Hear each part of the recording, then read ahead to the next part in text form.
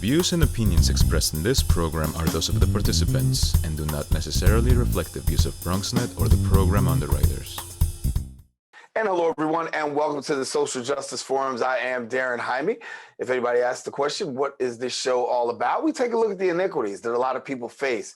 We promote civic engagement. We also get you multiple points of view with some great guests, some great topics, and we talk about the issues that matter. And so stay tuned because the Social Justice Forums begins right now.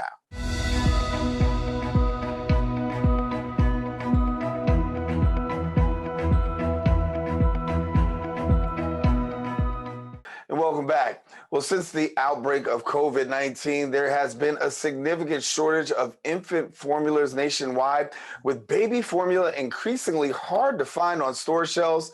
Concerns are growing for Black and Hispanic families who have low income, and also low income families, I should say, who have less access to products, in some cases, greater need than some of their white counterparts. And joining us now is the Vice President of Food and Benefits Access at United Way of New York City, Cheryl Huber. And Cheryl, glad to have you. And unfortunately, at a really troubling time when we talk about this baby formula shortage, talk to us about what you're seeing on your end. Yes, unfortunately, this is a crisis that is hitting all New Yorkers, parents who have young children who rely on formula. This is an incredibly stressful time for those families. Formula is not something that is easily replaced by another food source. For young babies, they're either being breastfed or they're getting formula. There are women who do both, who breastfeed and provide formula. And for those women, they can try to ramp up breast milk production, but that is not always possible. It's difficult. Many families turn to formula because they can't breastfeed or, have other issues. So, there's a lot of hurdles in place feeding babies of this age because their diets, are so particular and limited. And so it's really, really stressful for families who are not able to get what they need right now. Families are traveling to multiple stores.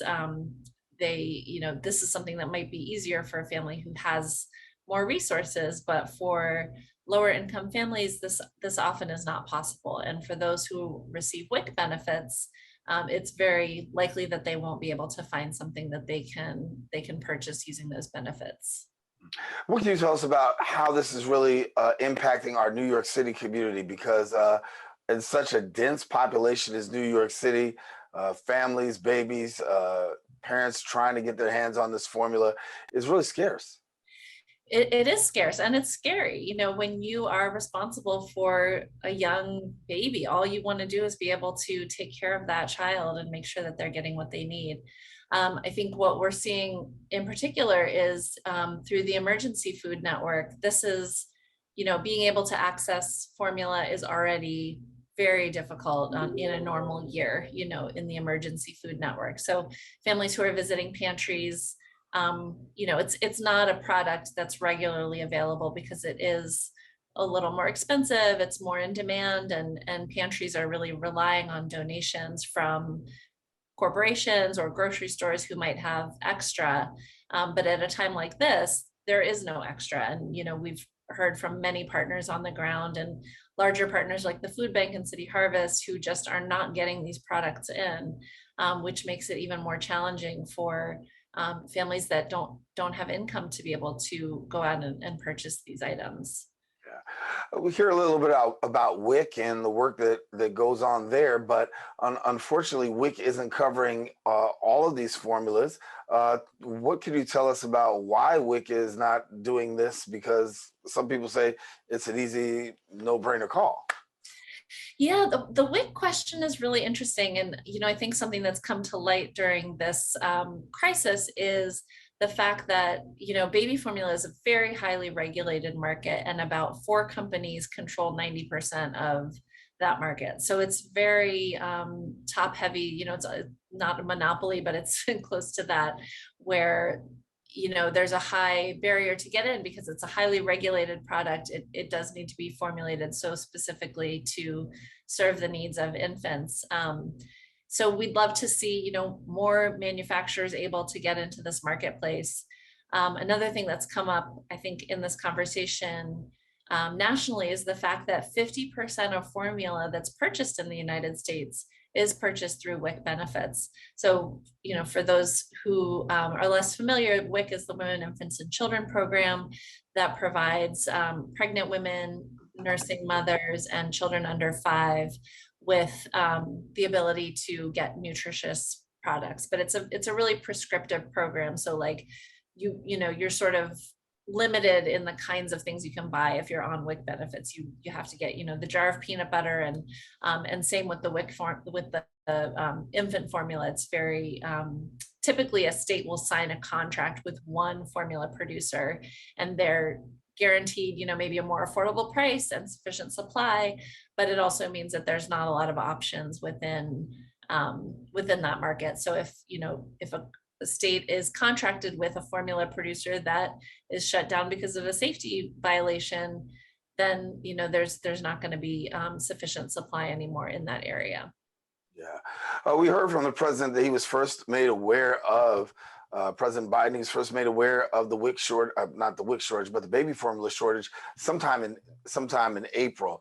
And I know he's got some plans in place trying to really deal with this matter front and center.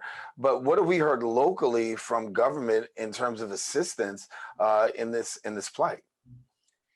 Well, we were pleased to see that, Mayor Adams declared a state of emergency fairly early on and has empowered the Department of Consumer Affairs to work to prevent price gouging, so that if you do find that formula, you're going to be paying a fair price for it.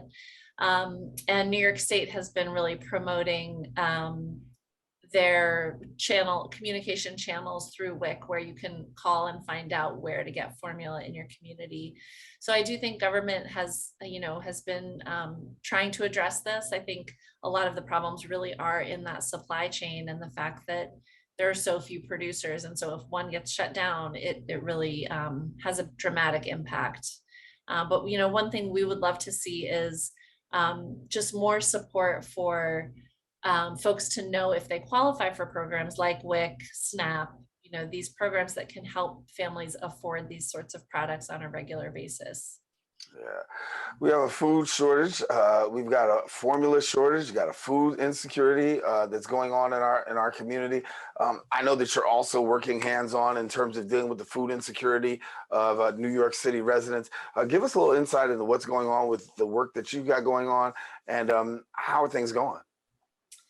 Well, the emergency food system and the network we have in New York City is incredibly robust. We have, close to 1,000 food pantries and soup kitchens in the city that are serving New Yorkers every day. And unfortunately, this formula crisis is really impacting the same families who are facing food insecurity on a regular basis. We know that Black women are less likely to breastfeed than white and Asian and Hispanic women. And that's partially because, if you are they tend to have lower wage jobs. And if you have a lower wage job, you might be returning to work more quickly after having a baby.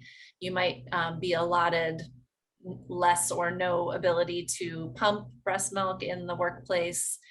These are really important factors that enable and empower women to be able to feed their children the way that they want to. And it's clear that there's a disparity here that needs to be addressed, just like there is across our food system. We see certain communities just have less access to high quality products, might have to rely on travel more, might not be able to access food that's culturally relevant for their families. So these, unfortunately, it's the same cycle of populations being impacted by these types of issues.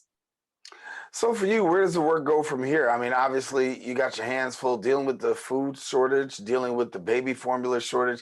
How's United Way moving forward now? Well, we're going to continue to do our work to educate and empower New Yorkers to sign up for those nutrition benefits like SNAP. That's a big part of our food and benefits access team, is really reaching out to New Yorkers and making sure that they know whether they're eligible, how to apply. We have folks that handhold people through the process so that they can get on those benefits when they're entitled to. And we're also going to continue to push for policies that will diversify the formula market and really just support low-income communities and communities of color that have been disproportionately impacted by everything since COVID-19 happened.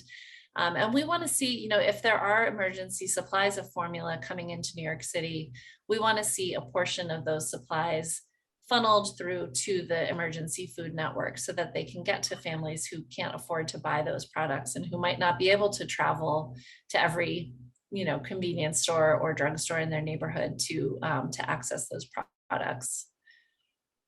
So for you, I want to talk a little bit more about this topic of food insecurity. I want to talk a little bit about COVID-19 because all of that played a part into the food insecurity. It is further exacerbated, I'll say. But talk to us about where you are now, because COVID-19 only further exacerbated what was already existing for you. How has it gotten better or worse with COVID-19 on the issue of food insecurity? Has it had to cause you to double your efforts and double what you do?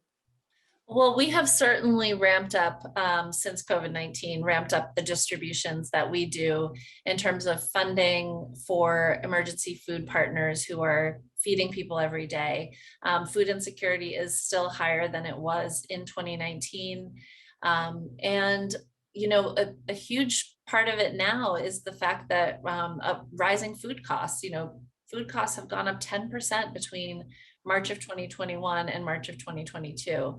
So those impacts are huge on families, and we see families that may not have relied on food pantries before that are now, they might be back at work, they might, some of the normalcy of life may have returned, but the fact that food costs are so high is forcing them to rely on pantries and on the emergency food network.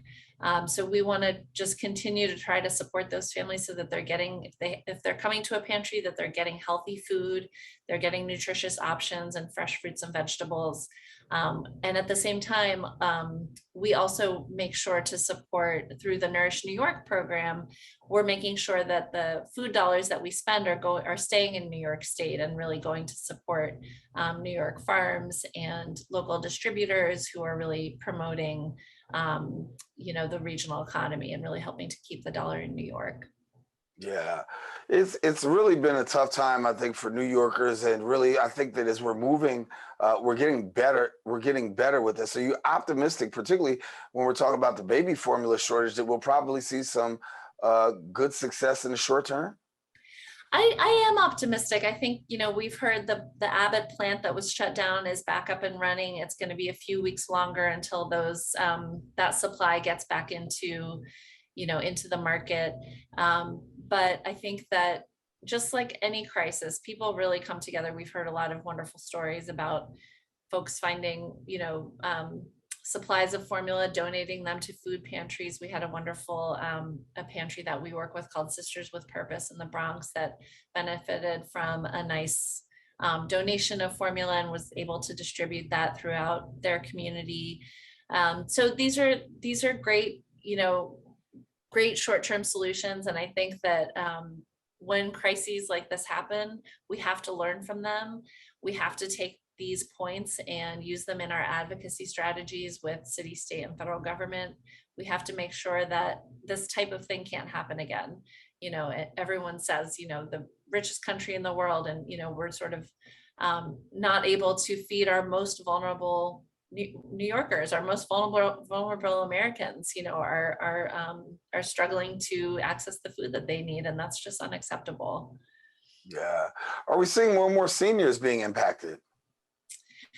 By the food crisis, certainly. I think that seniors, they are sometimes less likely to want to enroll in nutrition benefit programs like SNAP. They might feel a little bit more trepidation around taking that kind of, entitlement that they're certainly, able to access, but sometimes are less willing to kind of put themselves out there and access those benefits. So we've always seen lots of seniors in the emergency food network. I think the presence of more families, working families, has been the more surprising thing, honestly, in the last couple of years. We're really seeing working families that are that are out there every day and unfortunately still can't make it work to be able to afford all the food that they need. So, in New York, we have a high cost of living, and that's also something we really need to work on is how do we keep the city affordable for people who live here? Right.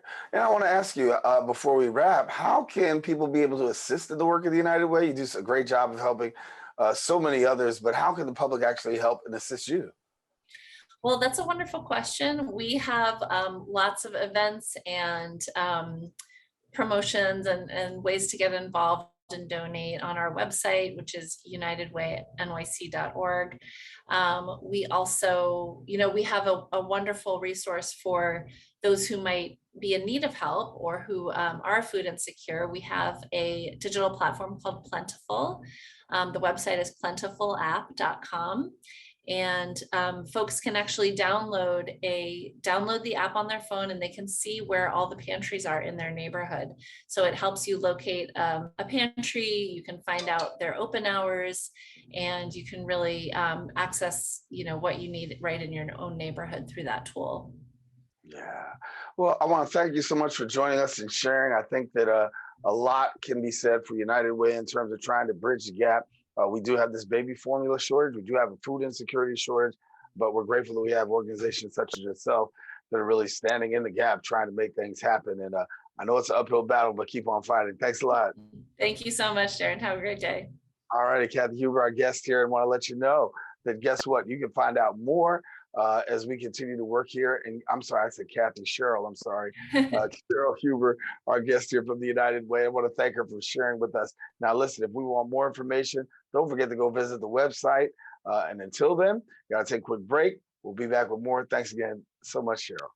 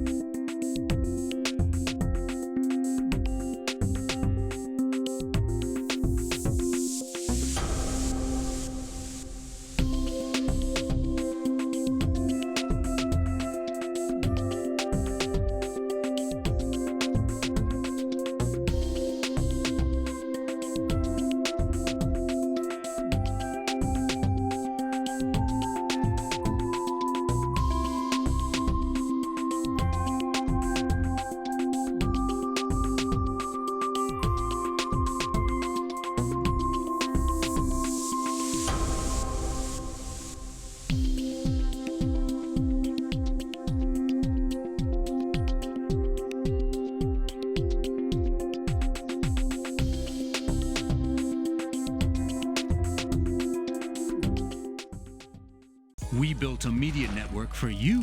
BronxNet TV. Come learn in your new state-of-the-art studios at Lehman College. At Mercy College. And coming soon to the South Bronx in the Hub. Inspire with your stories, culture, history. Your Bronx on BronxNet. Engage with us. Connect with us at your channels and at BronxNet.tv. Learn, engage, inspire. BronxNet TV. From the Bronx to the world. BronxNet.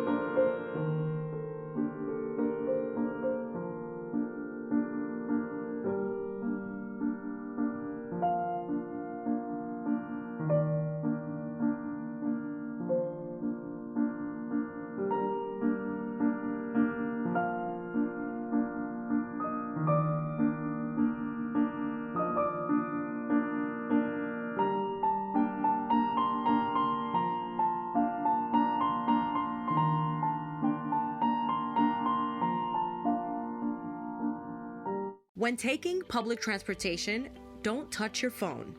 Carry hand sanitizer and use it immediately upon leaving the bus or train. Avoid touching your face. If someone is coughing or sneezing, move away. Wash your hands with soap and water as soon as possible. Limit contact with poles. If possible, avoid rush hour. Don't eat or drink on public transportation. Keep your bag off the floor or other surfaces. Avoid directly touching turnstiles. Stay up to date with the latest from your local health department and CDC.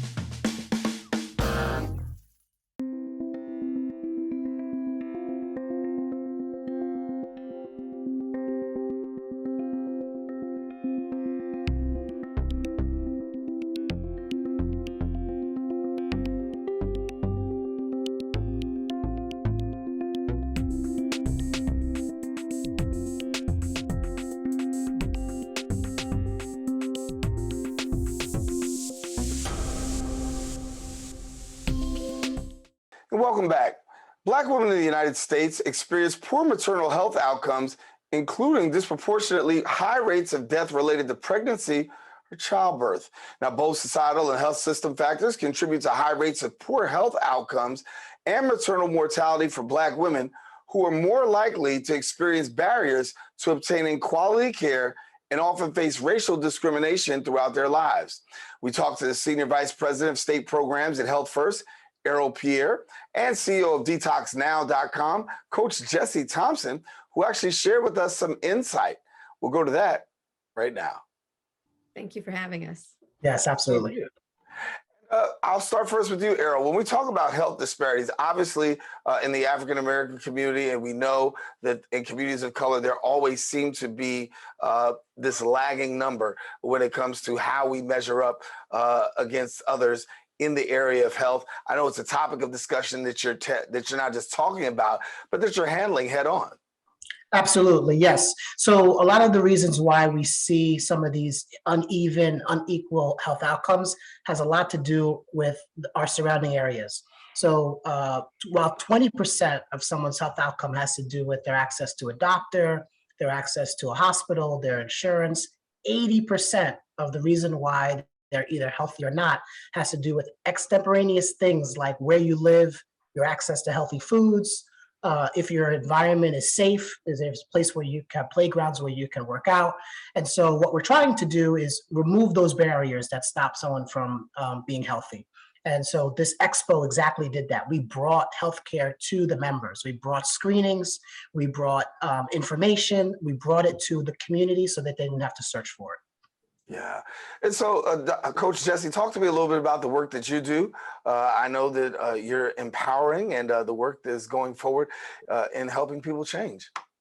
Thank you so much, Daren. And you know, when you talk about these social determinants of health that Errol was referring to, the key thing is putting the hands in the power of the people, right? You've got to put the power back into their hands. And that comes with the advocacy, that comes with the education. So for us, you know, at the Detox Now, we've partnered with Health First because we see them on this mission to really actually not just like he said, provide healthcare services, but actually wrap the community, wrap the people around with all of the other pieces, the access, the support, whether it's education around, you know, for us, it's about teaching people what foods actually they can eat to help improve their health outcomes, using food as their medicine, to helping them learn how to advocate for themselves when they do go to the doctor and ensure that they have proper health care. One of our partners actually is Earth app.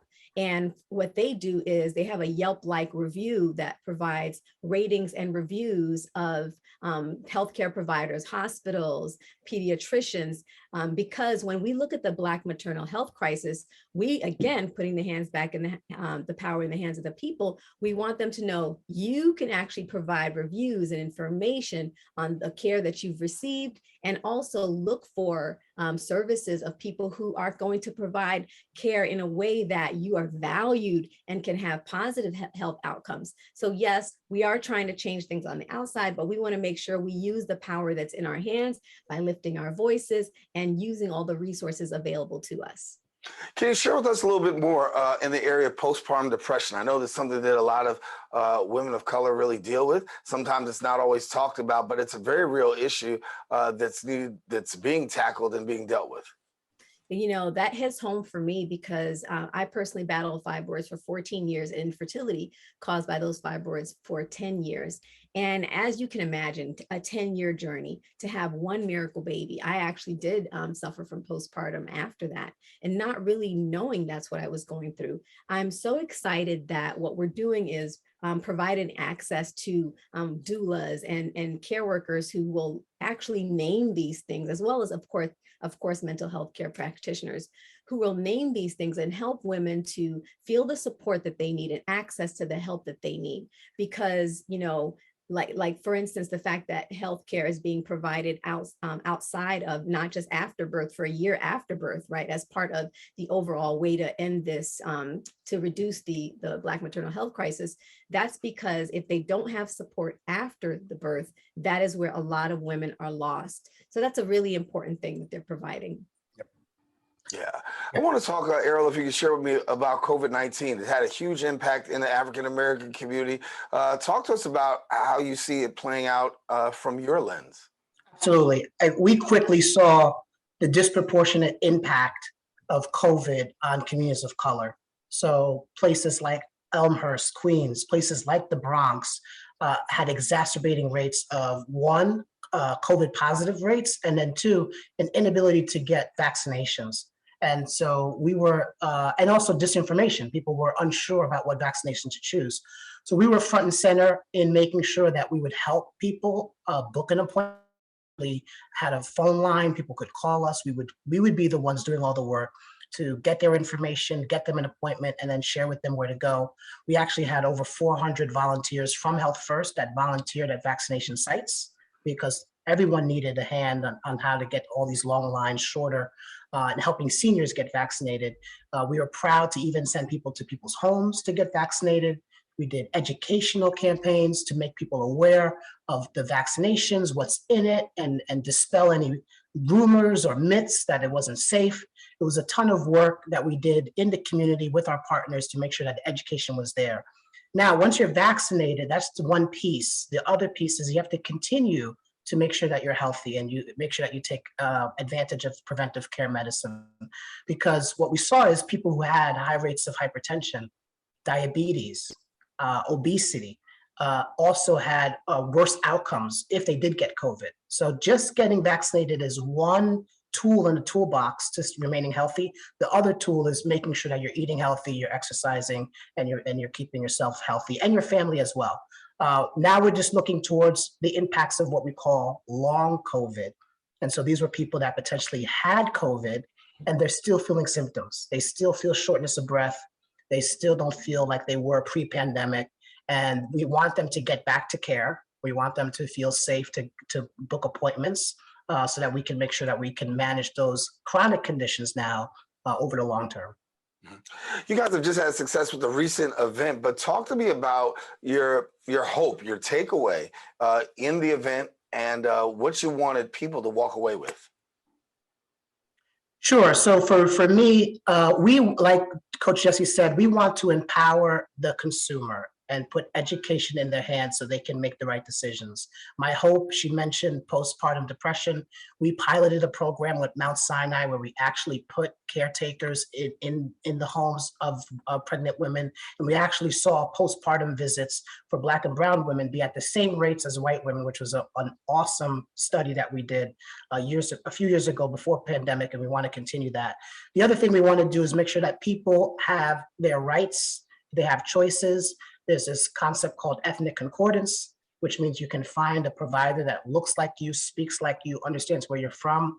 We're doing a lot of education to encourage our members to find those types of doctors.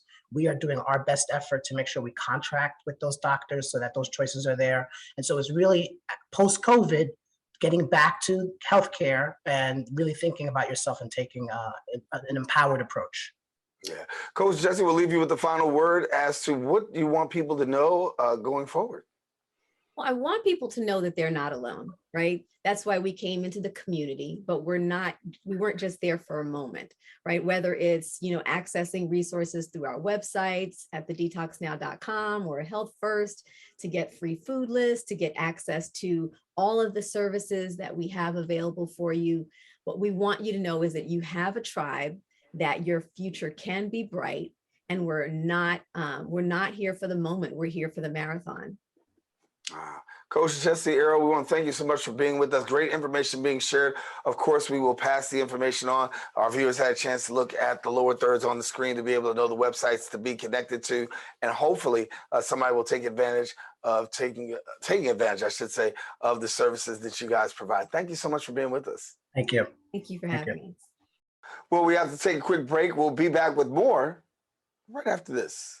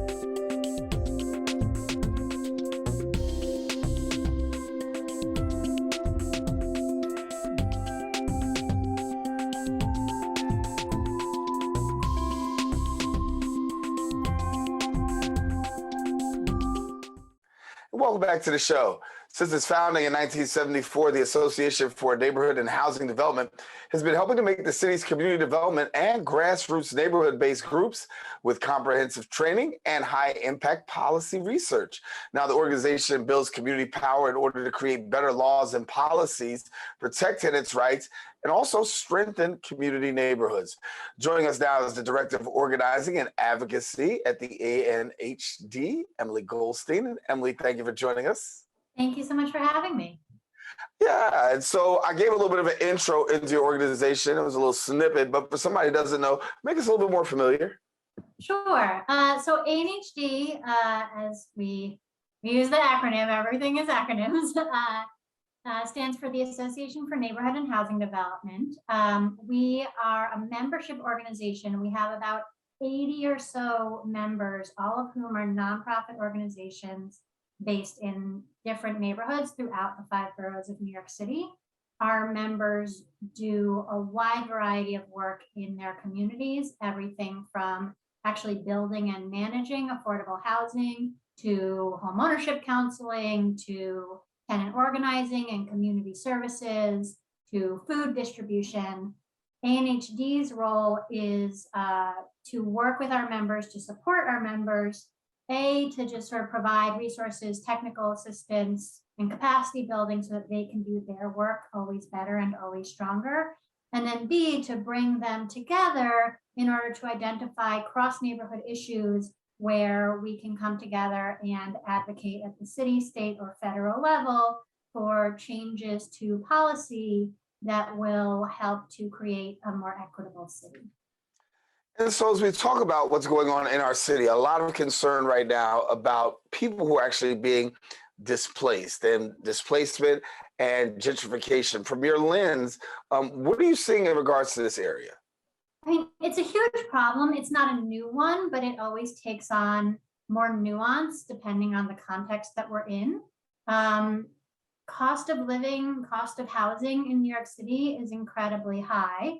Incomes have not kept up. And so there are huge numbers of New Yorkers who are living in precarious situations. There are a lot of New Yorkers who are rent burdened, meaning they're paying more than 30% of their income towards rent, which means they then don't have enough for food, for schooling, for clothes, for the other necessities of life. And because New York City is such a popular place and a place where landlords can get really high rents, oftentimes you get this enormous pressure on people who are already precarious and struggling to make ends meet, where landlords just want to squeeze more money out of their buildings and tenants are trying to hang on.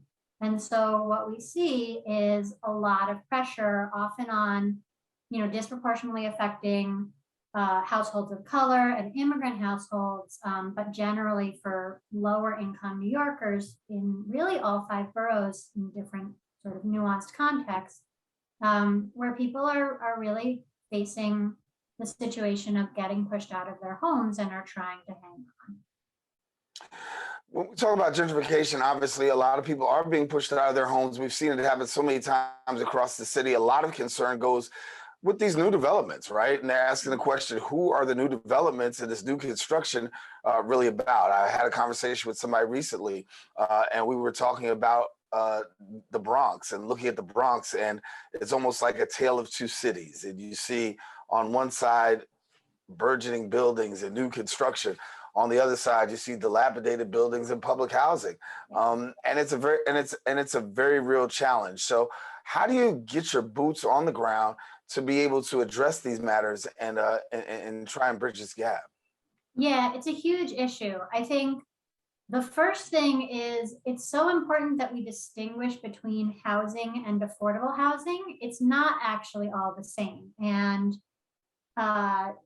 our current mayor and past elected officials have not actually always been very diligent about really looking at the differences between the two. People talk a lot about we need more housing, but so often the housing that's being built doesn't actually serve the people in New York City who need housing. And so you wind up with a situation like we have right now. There was recently a new set of data released called the Housing Vacancy Survey. And it showed that for apartments that are renting for $2,300 or above, the vacancy rate is over 12%. That's incredibly high.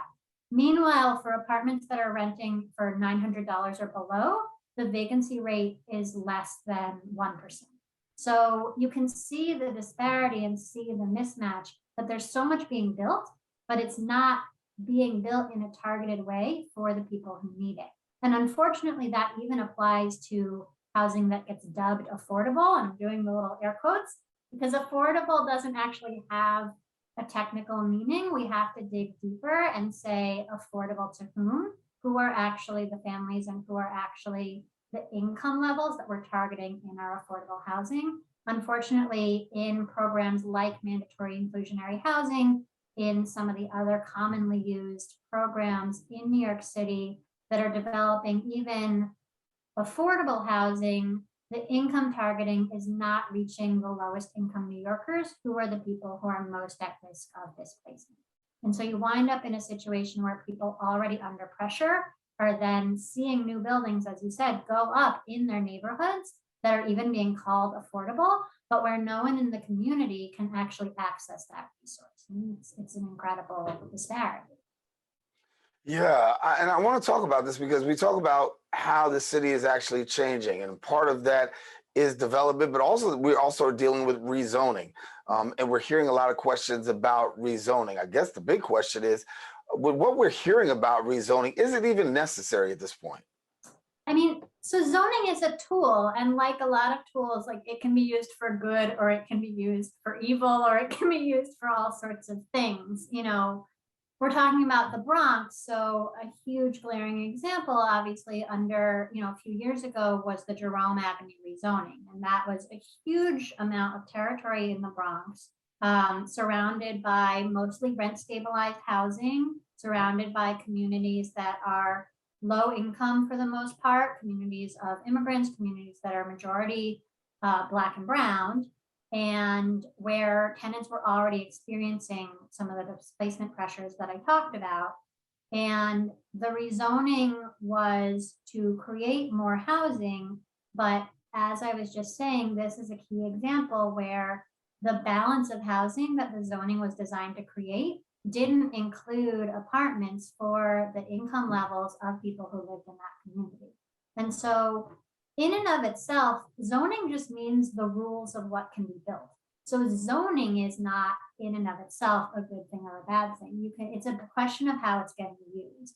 The problem is that especially under the last mayor, it was used to enable a lot more development of mostly unaffordable housing in low-income communities of color. And so it had this incredible impact of adding units, but also decreasing affordability and driving, or at least contributing to, the forces of gentrification. There are other ways that we could and should be using zoning. So zoning could also be used to say that wealthy white neighborhoods that are, you know, mostly single family but have great transit access should have some more density. That's not the way that zoning has been used most of the time in our city. Zoning could also be used to say that new development has to have, you know, real affordable housing for the people who actually need it at the lowest income, at the lowest income levels. That's not how the programs have been designed. And so for me and for ANHD and a lot of our members, the question isn't really like zoning or no zoning, it's how can we stop using this as a tool that just exacerbates the displacement pressures that so many people are already experiencing, and instead use it as a tool that actually helps to integrate some of the wealthier, whiter neighborhoods in the city, and also helps to protect and create real affordability in the neighborhoods that need it. Yeah. When we talk about New York City, I want to get your perspective on this because when we talk about the city, obviously we have our own set of challenges, but we're not the only big city that's actually dealing with this. How are we comparing and faring out versus other cities when it comes to the issue of gentrification and displacement? I mean, it's definitely a not New York City only issue. You know, I am a lifelong New Yorker, and so I think we're the center of the universe, but you know, we're not. Affordability is actually a national crisis, and homelessness is a national crisis. And in cities throughout the country, and also in small towns and in rural communities, people are feeling displacement pressure, are having trouble paying the rent or paying the mortgage, and are trying to put policies in place to help protect folks. Some of the policies that other cities and states are fighting for are based on some of the ones that we in New York have, because we've fought for them in the past. So things like rent stabilization is a crucial tool to actually help keep people in their homes and help keep rents more affordable. And there are places around the country that are fighting for things based on that. Another good example is New York City, you know, grassroots groups from all over the city, including several Bronx groups that really led the way, fought for and won a right to a lawyer when tenants are facing eviction, the right to counsel. And that has had an incredible impact of reducing evictions, because when tenants are actually represented by a lawyer, they are often in an eviction case able to actually stay in their homes. And there are other cities around the country that are now trying to put similar solutions in place. So we're not alone, and in some cases we are the model. But in other cases, you know, we have things to learn from other cities. So a controversial example, and I don't know that this is necessarily the exact thing to do in New York, but Minneapolis made headlines several years ago when they abolished single-family zoning. Now that's hugely controversial. There's a lot of people who, you know, want to preserve the character of their neighborhoods and don't want everything to be skyscrapers, and there's a point to be made there. But that's an innovative approach, and it's in a way to say that you have to be able to have accessory dwellings. You have to be able to add at least a little bit of additional housing in more different types of neighborhoods. And so that's a model that potentially we could learn from that someplace else has done. Yeah. When we look at the issue of gentrification, I want you to give me a little bit of your insight as to, you know, what is the leading reason why we're seeing this here? I mean, I guess it's a little simplistic to say, but a big part of the reason is profit. You know, the real estate industry in New York City is very powerful and has a lot of money and has a vested interest in making sure that buildings continue to be something that a lot of people and a lot of companies make a lot of money off of. And that is often in conflict with the goal of the actual human right to housing and the social good of making sure that every person in this city, and if you want to go bigger, in this state and in this country, has a home to live in. You know, there are ways with the right kinds of tools and regulations to make those two more compatible, but when sort of let to run on their own, they tend to come into conflict. And so, you know, I think the question of, is the primary point of housing for people to make money off of it, or is the primary point to make sure that our communities, you know, people have a place to live and that our communities can be stable? You know, those are very different ways of thinking about the concept of housing. And for more people who want information about the work that you do, and how can they actually partner with some of the things that you have going on, how do they go about doing that? Yeah, absolutely. So they can check out our website, which is anhd.org. We're also on Twitter and Instagram at ANHDNYC on both of those. So feel free to please follow us on social media. You'll find out about a lot of the campaigns we do. We put out the new research and infographics and all sorts of stuff that we're doing. The other thing I would strongly recommend is get involved with your local community group. You know, ANHD plays a particular role, but really our strength comes from our members, and our members are community-based organizations. We play the role of providing support to them and helping to bring them together. But the best thing that individuals can do is get involved in a tenant association, get involved in a block association, get involved in the community organization that's in your neighborhood or in the next neighborhood over, if you're not sure who, and organize with your neighbors and organize with the folks who live in the next neighborhood over, organized borough-wide for the things that are affecting you and your community. Yeah. And I guess if you need help organizing the way that you do it, you can always call Emily. She is a very special person. Is the Director of Organizing and Advocacy at the ANHD. And Emily Goldstein, been our guest here on Social Justice. Thank you so much for being with us. Thank you so much for having me. It's been great talking to you. Great talking to you too. All righty, guests, want to let you know we come to the end of our show today. I hope you enjoyed this week's discussion on the Social Justice Forum. And we want to let you know that if you want to rewatch the edition, you can catch the recablecast here on BronxNet TV or BronxNet.org. And if you want to join in on the conversation, of course, and you can present your points of view via social media, go ahead and do it at BronxNet TV. I'm Daren Jaime. Thank you for joining us. Join us next week. We continue to elevate the conversation, bring some stimulating dialogue, and some interesting guests. Until then, take care and God bless.